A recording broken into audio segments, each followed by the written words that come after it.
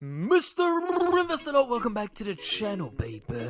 This is one of the videos you guys have been waiting for. We're going to be talking about what is going on here in England with the NHS and bio-nanogenomics, the Sapphire system, optical genome mapping, contracts and tenders across the world. In the last few years, we'll look at the recent grants, the total amount of money being funded for people to explore different types of diseases utilizing optical genome mapping. This is one video you don't want to miss out on. Please remember, none of this is financial advice, for entertainment only. And if you're able to, please hit the like, click subscribe, drop me some comments down below. If you want to support the channel and help me create content, click the join button just here. You can join channel memberships on any tier and it really helps me out. Now let's get ready to rumble. Okay, we are warmed up. So the first thing I want you guys to take a look at is go to NHS England, National Health Service of England, and look at this document here. You can download it as a PDF or you can just look at it here. It's a public reference number PR1627, and basically it speaks about the kind of plan for genomics here in the UK, accelerating genomic medicine in the NHS. So what they want to do is embed genomics into the NHS. They're moving towards this preventative medicine kind of service. It's slightly different to the model that we have because they're starting to digitalize the NHS. So scroll down to their priority 2.3, enabling the rapid evaluation and adoption of affordable, efficient and innovative genomic technologies. So now the NHS have said that in the last few years they've started to make significant investment in cutting edge, high throughput sequencing technology to deliver genomic testing at scale and reduce the time it takes for individuals to receive a genomic test result. So they started to embed and implement some of these technologies. You can see here next generation sequencing, pan-cancer panels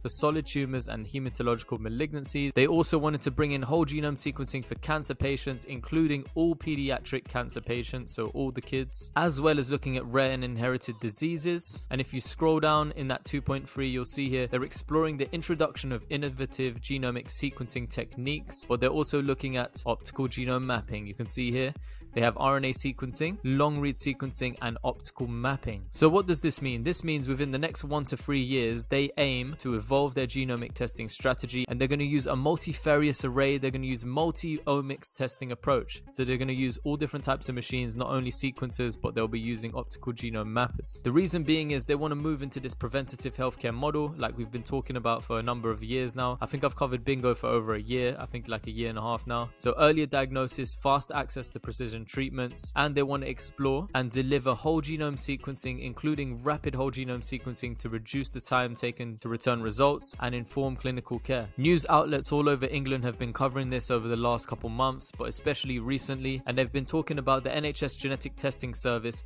and how it could save thousands of children in England. They also took a look at a single example where a baby's life was saved by a rapid testing service that is now rolled out in England by the NHS. My face got blurred here. We're on the Evening Standard site. So they were talking about how the NHS could be the first in the world globally to do this kind of incredible scheme. They call it a revolutionary scheme, and around 1,000 babies and children in intensive care will benefit. So when doctors suspect genetic illness for children's symptoms previously, children would have to use a multifarious array of tests. So there'll be so many different tests, and results would take sometimes weeks. So now by implementing this into the NHS, it's going to be revolutionary, and they said they're going to be able to rapidly diagnose thousands of seriously ill children and babies, which will save countless lives in the years to come. More recently, I just wanted you guys to take a look at this too. So optical genome mapping has now been evaluated as a method for investigating abnormal, non-invasive prenatal testing results due to its ability to detect chromosomal structure variations which are found in recurrent pregnancy loss. So previously people would ask me, how can it help in prenatals? You can see here this study provides validation of optical genome mapping's potential utility for prenatal analysis and show how optical genome mapping may help researchers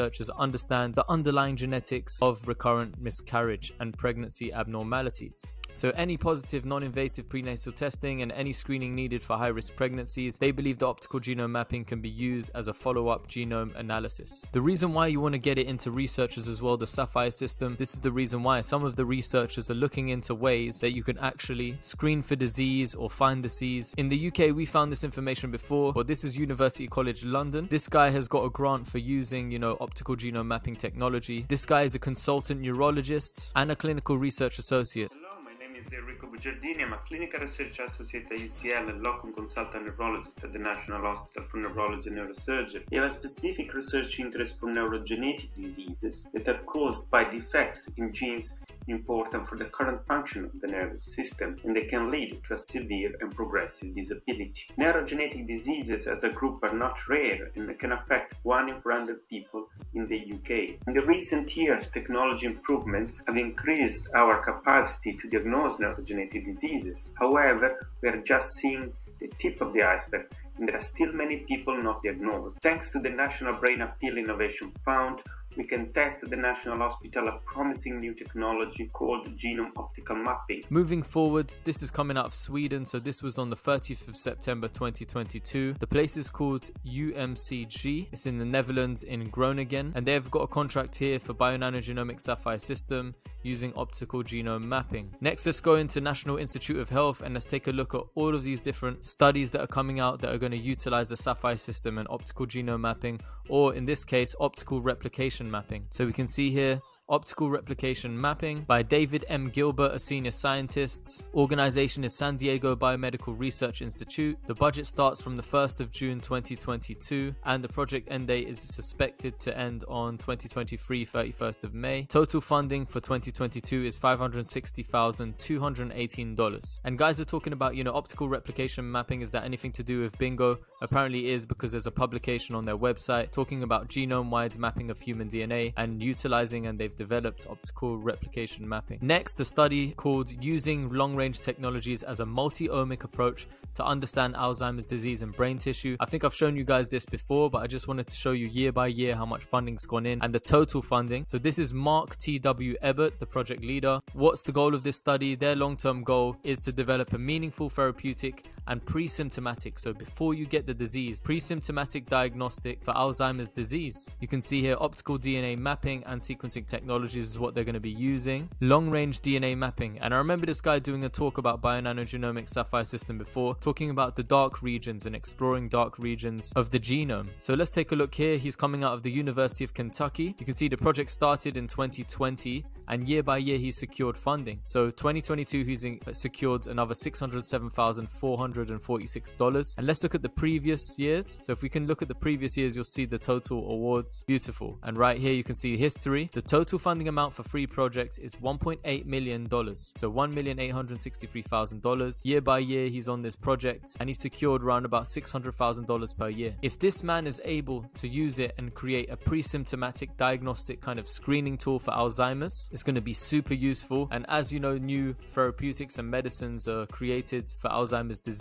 If you're able to diagnose early before you even have symptoms onset, could we potentially stop Alzheimer's? But yeah, using it as a screening tool, this would be insane, because imagine how many millions and billions of people in the world. I can't remember how many people suffer from Alzheimer's dementia. Imagine how many more people are still undiagnosed or underdiagnosed. This is from WHO, so this is the actual kind of amount of people that they believe are diagnosed. Around 55 million people have dementia, but they said as the proportion of older people in the population is growing and increasing in every country, they're expecting it to rise by 2030 to 78 million people and 139 million people by 2050. So in terms of dementia, it's an umbrella term. There are many different forms of dementia, and Alzheimer's disease is the most common and may contribute to 60 to 70% of cases. Another project we can see here, which is by Isabel Schrauen and Suzanne Verli, coming out of Columbia University Health Sciences. They want to explore the genomic dark matter of neurodevelopmental disorders. They're going to be utilizing 2 cost-effective technologies: optical genome mapping and single tube long fragment reads sequencing. Sample size is around 50 genetically unsolved families with severe NDDs, including ID. NDDs is neurodevelopmental disorder, ID is intellectual disability. So these guys have been awarded $243,750, $150,000 direct costs, $93,750 for indirect costs.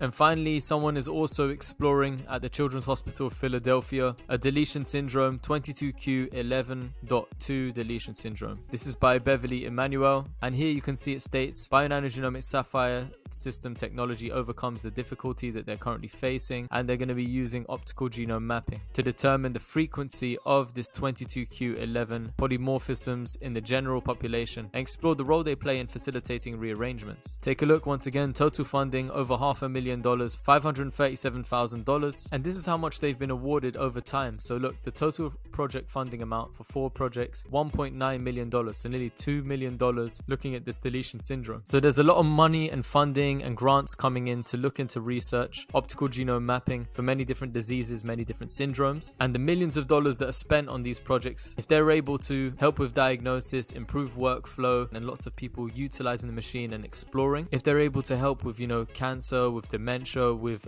genetic disease, and in this case, what Dr. Ebert was looking at is creating, this meaningful therapeutic and pre-symptomatic diagnostic. Not only are there lives that can be saved and improved, but there could be a lot of money on the way, because say it could be used as a screening tool around the world. Adoption comes into play, everybody adopts the Sapphire system, and they start to get consumable money rolling because they're utilizing the Sapphire system, using up those flow cells and paying that consumable money. The biggest thing coming out of this video is actually optical genome mapping being explored and planned to be embedded within the NHS in the next 1 to 3 years. That's the biggest point that I've tried to make today, and that not one technology will rule them all, and that they're going to use multiple genomic technologies. And with the Sapphire system being a piece of the pie, if this is to get proper adoption, then we could see hundreds of Sapphire systems make their way into the NHS. Across the UK, the NHS comprises of several teams. Anything from, the Northwest, the Northeast and Yorkshire, Midlands, London, East of England, Southeast, Southwest. We can start to see Sapphire system and optical genome mapping start to be adopted by the NHS, as the Northeast and Yorkshire Genomics team has said that they're embedding genomics into routine clinical care for faster and more accurate diagnosis,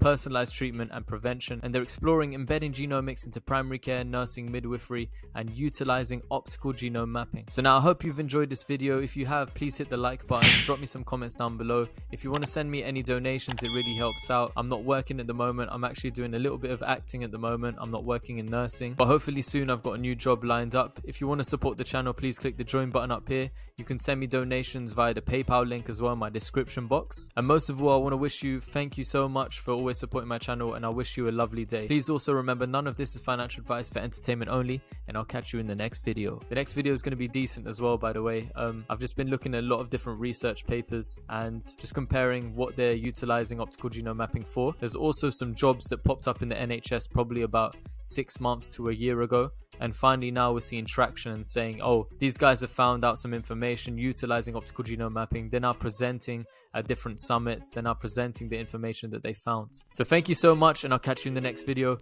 Mr. Investor ALOT over and out, baby.